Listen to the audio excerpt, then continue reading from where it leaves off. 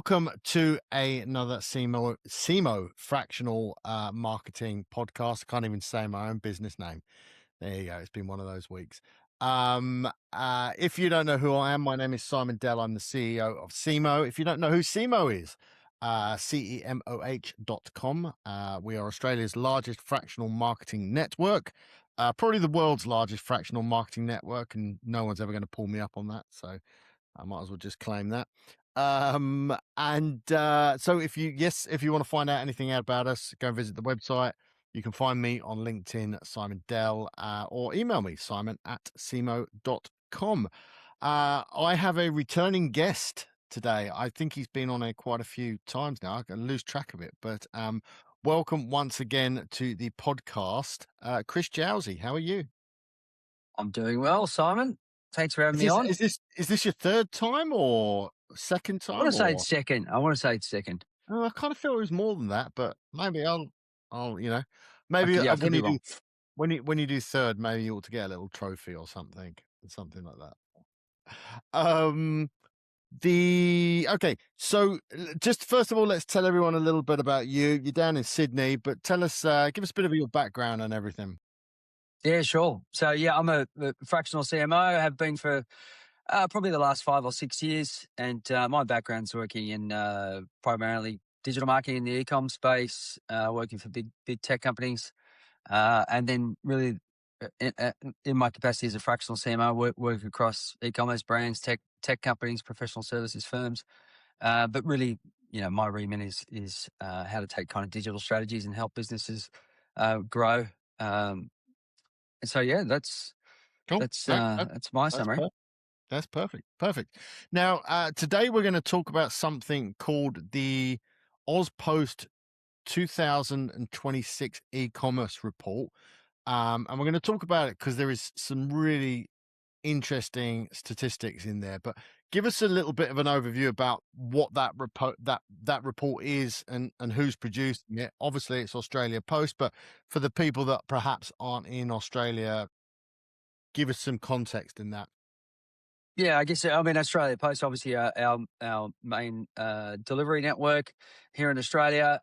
Post, I think, have been producing this report for about 10 or 11 years, I think.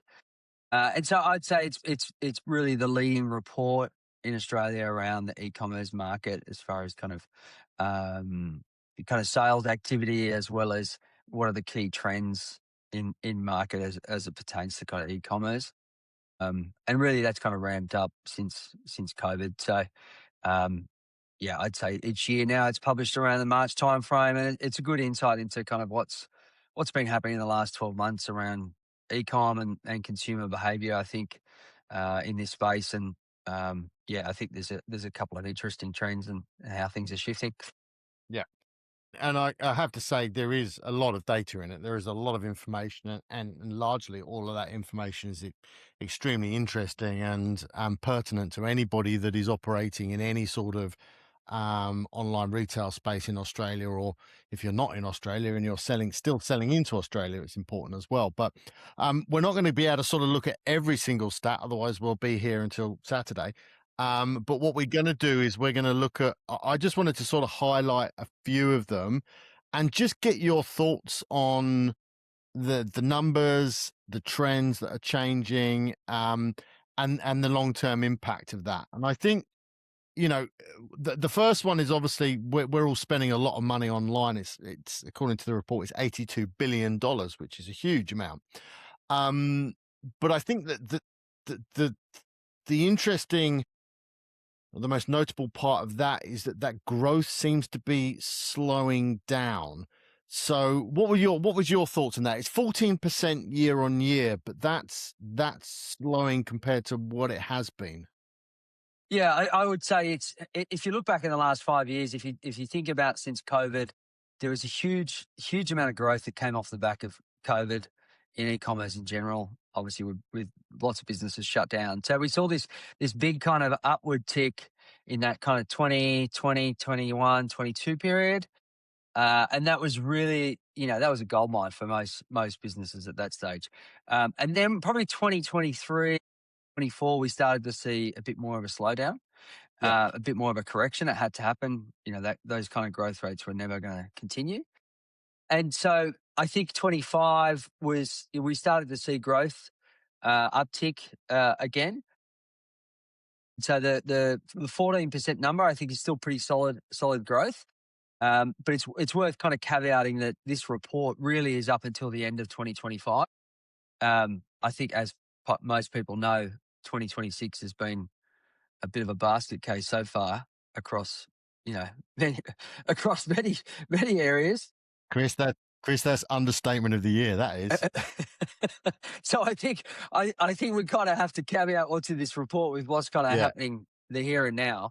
If you look at the latest kind of consumer confidence numbers, they're kind of the lowest in, I don't know, 50 years or something. So already things are really slowing down at a fast rate. Obviously, RBA's taken interest rates up. So yeah, that's going to change a lot, or already is happening. So we should expect that these numbers are going to soften a lot, and Yeah. are doing. A couple of other interesting things that I saw is that online retail is 24% of total retail. So we'll talk about traditional retail in a minute as well. But one of the interesting numbers here, two interesting numbers. Number one is that 41% of people are shopping online fortnightly. And the one that really stood out to me was 16 retailers per household. So what that means is that the average household, and this is average household, is buying from 16 different online stores.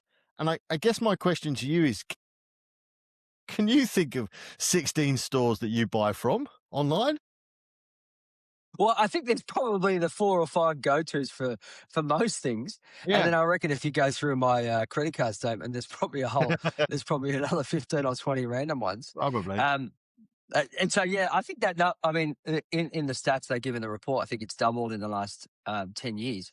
But I think it's more, I think that's an indication of obviously people's buying behaviors where, if you're not buying through major, say, grocery outlets or major marketplaces like Amazon and eBay and Temu, etc., you've probably got then 5 to 10 uh, retailers that you may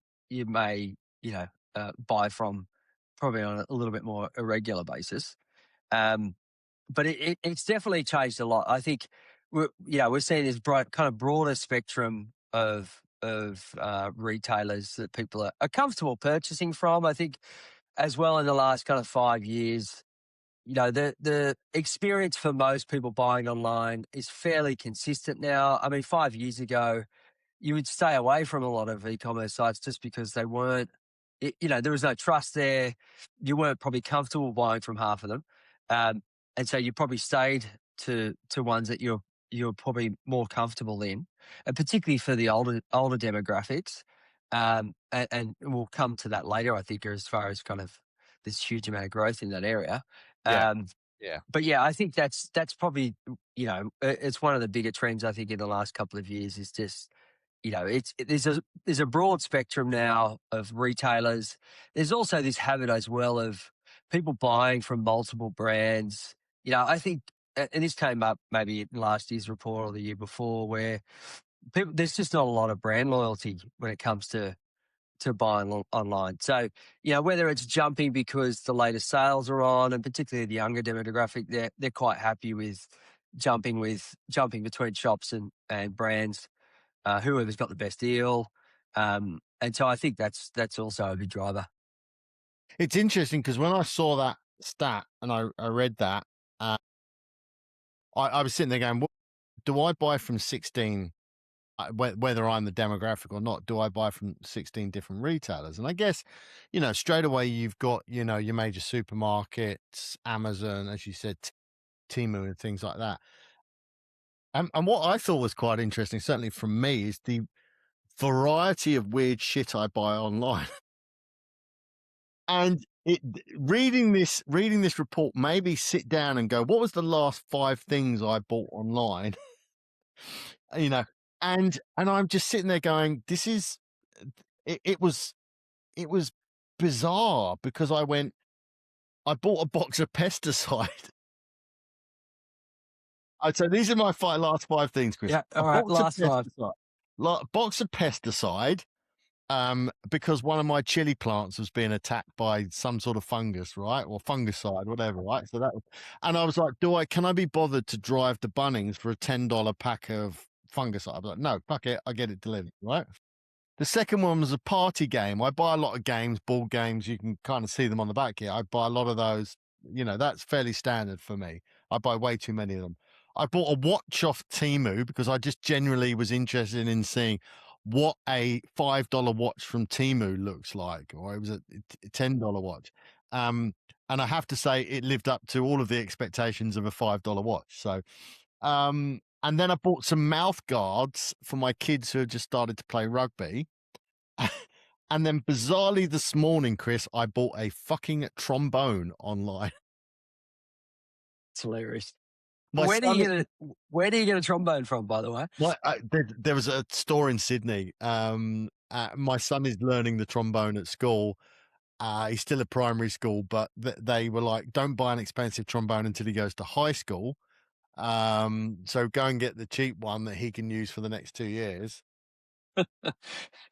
Just as a side thing, what baffles me, I find this with Temu is that you can buy something for $1, get it shipped here, and how the economics of that work, I have no idea. In the sense that you can make it, you can pack it, you can ship it, comes all the way to Australia for $1. It's baffling. Look, the whole Temu, and what's the other one that everyone buys from Temu and Shein's the other one. Yeah. I bought some stuff from there, and largely, I would probably say 25% of it has been what I would consider, good value for money. The rest of it has been, questionable. And I know we're going off on a tangent here, but do you think those? I find those platforms problematic because I still don't know what I'm buying. Whereas when I'm on Amazon, I'm like, I know what this is, and I know that it's easy to return. Do you think the Sheins and this Temus of this world, uh, are they going to survive, or where do you think that's going to go? Look, I think it's going the other way. If you look at the stats in the report, it's something like, Temu grew like 60 odd % year on year. So it's very early days, huge amount of growth if you think about how big it is. Yeah. Marketplaces in Australia, I think, are like 23% of the total number. Whereas you go to Asia and other parts of the world, you're talking 50%, 60% of all online sales are through marketplaces. The whole marketplace thing, I think, is still pretty nascent here. I mean, when Amazon came a couple of years ago, obviously everyone was still used to buying through eBay and Amazon internationally, and then eBay came and set up shop here, and then more recently Temu. But I can only see it growing. Yeah, I just find it when if you go to buy something, if you go, I want I want a trombone. You end up being bombarded with 50 different retailers selling trombones who are all rated in the same way. Have all got 4.6 stars. You just go, well, which one am I buying, and why should I be buying it? And you end up buying it on price and not quality. And I think, and that's an interesting thing, is do you think there is perhaps a trend online that people are going to look for places that are going to deliver the quality to them now? Perhaps we've gone maybe through the bottom, bargain basement of the internet and e-commerce, and now we're coming out the other side where people are going, all right, yeah, I still want to buy online, but I want it to be decent. I want to buy what I'm buying to be decent. I just think what you're seeing now is that there's bigger differences, there's kind of bigger differences in kind of certain segments of the market that are becoming quite obvious, and whether that's kind of demographics differences between the young and the old, or, as you say, more price conscious versus people that see value.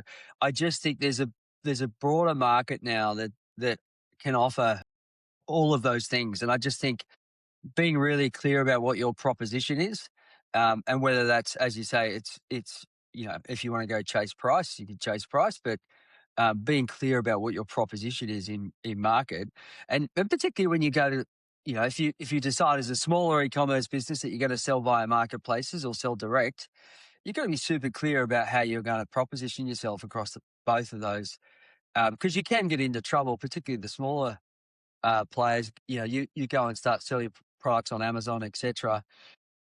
Your margins get squeezed.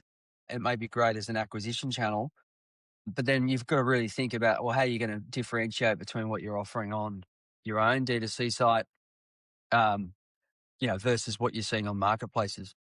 Yeah. Because it's Yeah. very easy to fall into the price trap then, because most people on Amazon, etc., are used to looking for the cheapest price, Yeah. Well, or let's the let's highest let's rating.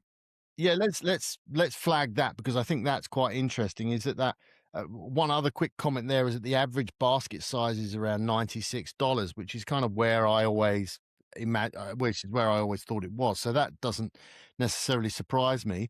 And again, another number that doesn't surprise me, but is quite big, is that 73% of people wait for a sale before making a purchase. Um, yeah, that seems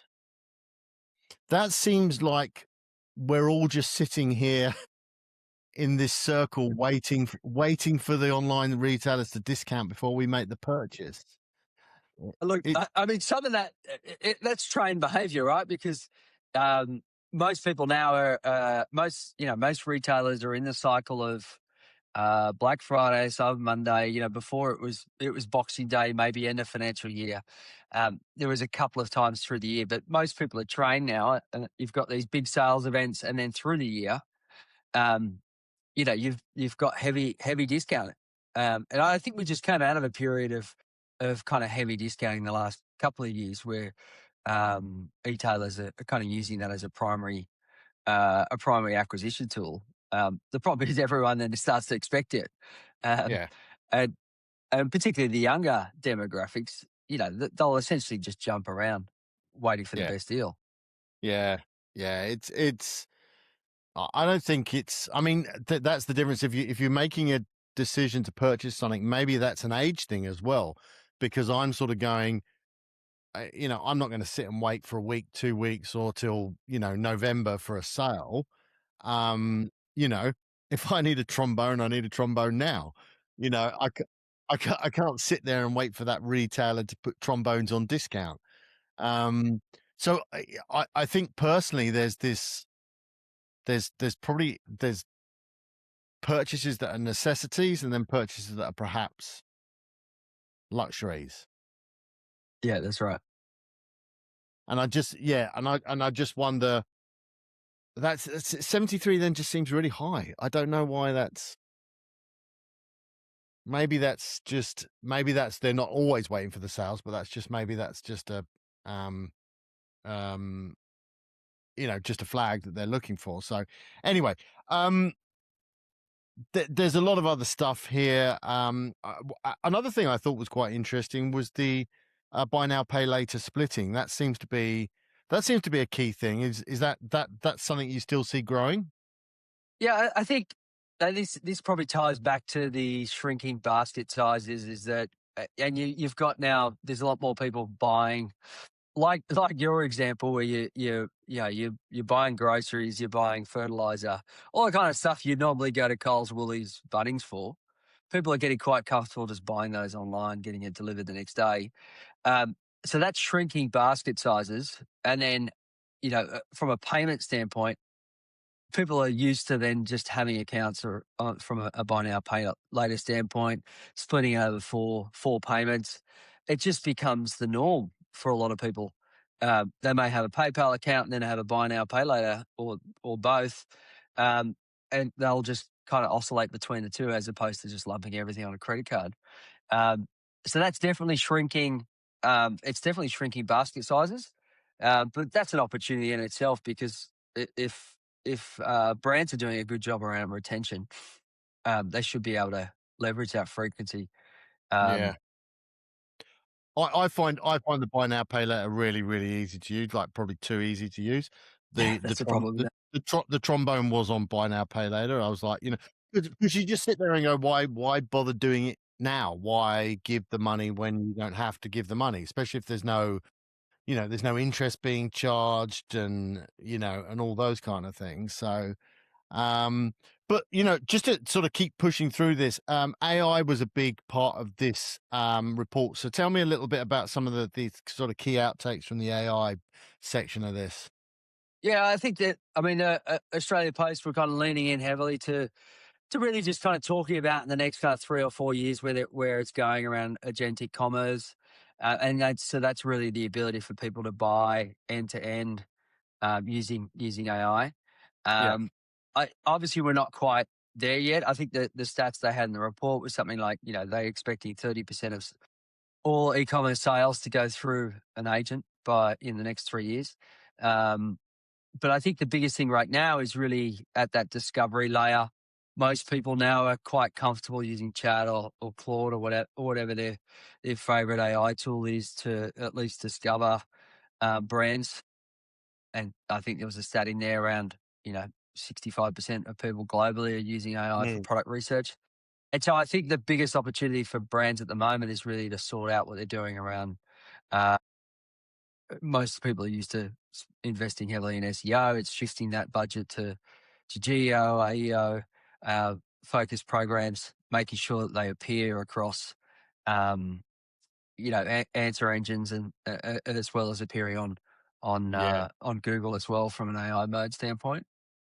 I think, to me, the AI thing, the danger in the AI thing is a lack of discoverability, right?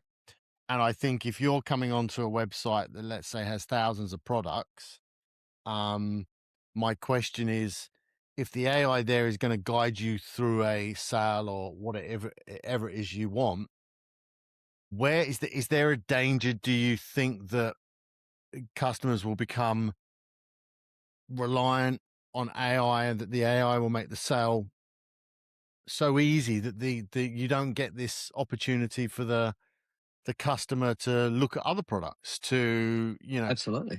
do you think it moves that browsing aspect of being online? Yeah, it does. And I think that there's a high level of trust that people have in it, just the way that, most generative AI tools work, and the fact that most people it gives confident answers, right? So if you want to say, okay, compare this bike brand with, and tell me two others that I should consider, it's going to confidently come back with, two or three other options. You're not going to go past those two or three options. Mm, Um, you're going to just consider those brands and then move on, and you'll end up just doing that, getting comfortable with that approach for everything. yeah, So unless you're in that two or three brand consideration window, um, most people are going to step outside that. I mean, you can see the results already where most people are when they're using AI, they don't click outside to even read. They're not sitting there going, okay, I better go review those three brands that chat's given me just to make sure the data's correct.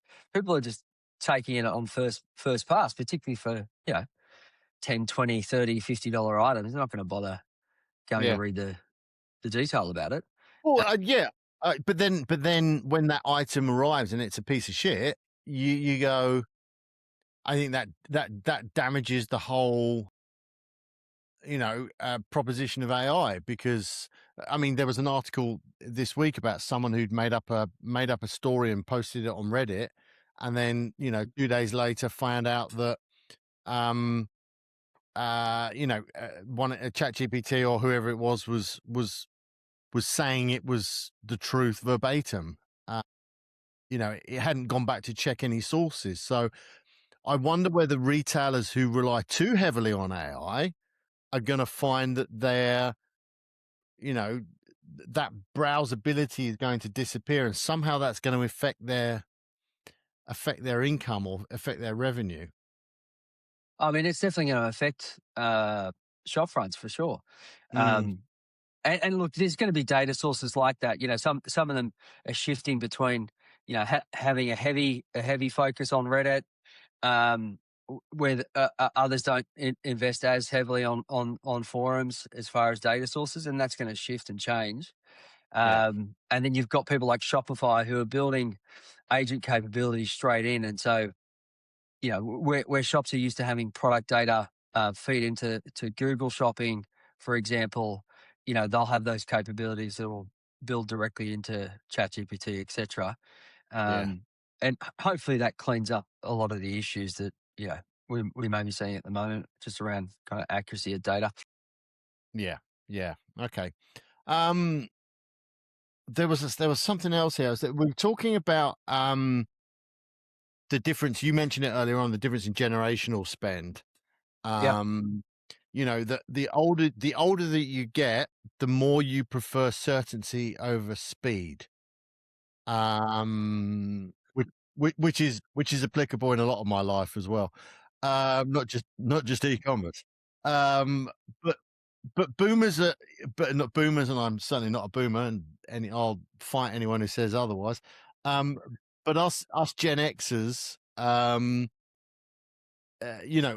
where's the growth coming from? Is it, is Yeah. it the boomers? Is it the Gen Xers? Is there still room for the Gen Zs to be buying more? Yeah, I think the last couple of years in the report, they've really highlighted the growth in really from Gen X upwards. Mm, Builders in particular, which is 80 odd plus, smaller part of the market, but even boomers and builders combined, I think it's 35%. So it's a big part of the market. They've got the biggest basket size. They've got the most amount of money to spend. And so that segment in particular, yeah, there's a really good chart in there, I think, that shows the upward slope of importance of, as you say, certainty over speed. And mm, by the time you get to builders, it's something like 95% say certainty over speed, which probably makes sense. They've got time on their hands. Um, so speed's not that much of an issue. Whereas it's probably 50-50 when you look at Gen Z. And so if you're a high street fashion retailer that's really targeting that Gen Z audience, then you've got to offer you've got to offer speed and certainty. There were some stats in there from Iconic around the impact of conversion for, delivery next day versus delivery in 2 days. So for people in that kind of segment and audience, speed's really important. mm, But as you say, as the later you get on, it's more important to say, "Hey, I'm going to deliver it on Friday," and guarantee that you'll deliver it on Friday versus yeah, you'll get it tomorrow. yeah, Um, yeah.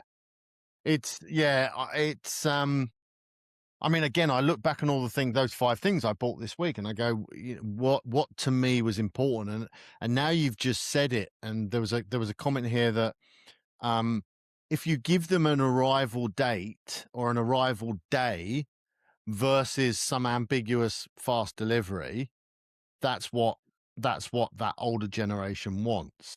So, that's right. for example, keep going back to the trombone, but the trombone was, hey, it will arrive in 5 days' time. So I'm like, okay, well, I will buy that because there is certainty that in 5 days' time it will be here. If they've given me an ambiguous, hey, it's going to get there as quickly as we can, you're like, well, what does that mean? That's right. Um, so look, I think you make there's some fantastic points there, and I think the other thing that was in this section was parcel lockers. Um, have you ever used a parcel locker? I haven't used them. I've seen them from time to time, and I think I was supposed for trying to do a good job in the report and just squeezing it in, just letting people know that they exist. Look, they were quite they're quite they're quite open about the stats. I think that Yeah, most people don't even know they exist, yeah. but they would consider it. So, look, I think it's one of those things. If you got into the habit of using it and you found it beneficial, particularly if you live next to one or near one in a high density area or something, um, Mm. then it's going I to be don't. handy. But Yeah, I mean, expensive items may be, but I live in a street where they just throw things on the front of my door, and I come and that's pick it right. up later on. It's if someone wants to, if someone wants to steal a pack of pesticide from my front door, then they can knock themselves out. So um, last thing we'll talk about today is discovery. And this statement seems to be the most obvious statement to make here, but just talk about the impact of it. And the statement is: Australians use social media now for product discovery. That seems blatantly obvious, but talk to me about how that's changing everything. Yeah, so I think the key change, I think most people are really, since COVID anyway, have really kind of shifted to social for discovery, um, and it's things like live shopping. It's been a trend that's been big in China. We've probably all seen the memes of um, the the Chinese female presenters who hold Yeah, up a piece of clothing every yeah, 2 seconds, and they're yeah. selling like $100 million worth. So that type of thing, I think, in the early 2000s, we used to have live TV shopping. The old Demsel and TVSN networks. You'd go on Kerry Ann Kennelly and you'd have a 5-minute slot and you'd sell your wares. And so it's basically the online version of that. Mm, And so TikTok Shop isn't currently available in Australia yet. That's probably the biggest one that's coming. Um, and so, yeah, I think eBay Live just launched last year. So yeah, yeah. that's probably the next big thing, particularly for the younger demographic. So, um, yeah, that's a trend I think that'll only continue. It's you often talk about, how, people complaining about how the boomers have got all the money and all those kind of things, but one of the interesting things whenever I get into this argument, and I frequently get into this argument, is that if you're a Gen Z now and you have the capacity and a passion for something, right, whatever it is, you can sit and make yourself a business, and a extremely successful business, shopping online, sorry, selling things online, presenting online in a way that no boomer, and to be fair, no Gen X ever could. You could literally be starting up tomorrow, and as long as you've got your shit together, you could be making a lot of money. The the options out there now, I think, for people to become e-commerce sellers without actually being an e-commerce seller. Does that make sense? I think that Yeah. they're huge, huge options out there. Yeah, absolutely. I mean, you see that with the whole influencer space. I mean, people are just using their leverage, or leveraging their audiences really to sell product. So it's really just an extension of that. Yeah. But as you Yeah, say, and you won't need a physical shop front. You don't need an e-commerce shop front. You're really just adding a buy button to whichever your network of choice is. and I think the other key thing is, again, in the past, you were like, "Oh, well, now I've got to go and source some products in China, and I've got to, Yeah, do organize some drop shipping and all that shit." But now it's not even that. And now it's just say, I'm just going to simply pass this sale on to someone else who's going to fulfill it for me. And I'm just going to take a cut or a commission or some revenue on the way through. Yeah, there seems to me to be all these fantastic options for people out there as well that I think are growing and growing. And if people out there want to make some money, you know, especially if you can find a niche, if you can find a niche that no one is tapping into, you kind of mentioned I tell you what, this is screaming out for. If you're over 80 years old, you talk about the builders, right? Um, uh, that sort of the builders and the boomers, people teaching them and showing them places to go on holiday, that are good for them, if that makes sense. But they need that influencer in their age range to teach them, because that would be a massive a trust thing. We've got a client who does tours to Japan, and these are expensive tours, and they're expensive, and they are really only targeted at anybody over a certain age, 65, 70. Um, I can just imagine an influencer in that space who is that age, talking to that age demographic, absolutely making a fortune. absolutely. So, maybe maybe I've got another 10, 15 years, and that's what I'm gonna be doing then. So, but okay, look, we'll finish up there. Just tell us like maybe your sort of key outtakes, or if there's any other key outtakes that you think that you think would be important for people to remember. Yeah, look, I think at the top we started saying that, look, things are obviously going to slow down. That's definitely going to happen. I think and particularly now that people are looking to shop more frequently, more regularly, cost of acquisition is going to go up. Um, and so I think you've really got to be careful about maintaining margins. Um, you've really got to focus on retention, keeping the customers you've got. So that's, whether it's loyalty programs, having a really good EDM and automation program. These are the types of things you need to focus on now to make sure that you're basically leveraging and getting the most out of your existing customers or databases over this next period. Okay. Look, there's a lot of information. Anyone who wants to download the report, it's nice and easy to find online. A quick search will send you in that right direction. Give it to an AI bot and tell them to get the key things out of it that are important for you. The last thing I wanted to say is if you watch this and you are interested in having a chat with Chris. Chris can obviously have a longer conversation about e-commerce and strategy and all those kind of bits and pieces. I think Chris's smiley face is on our front page of our website at the moment. Let me just check. There he is. So if you scroll down the front page of the website, you'll see right there Chris Jowsey. View his profile. You can actually connect and talk to him directly now through that profile on the CMO website. So do that. Ask him, and he'll have a chat, and I'm sure normally he'll give some of your time free of charge for that initial Absolutely. consultation. So do that. He's on the front page of the website. Thank you, Chris. Appreciate that. Any sort of final words to everybody out there?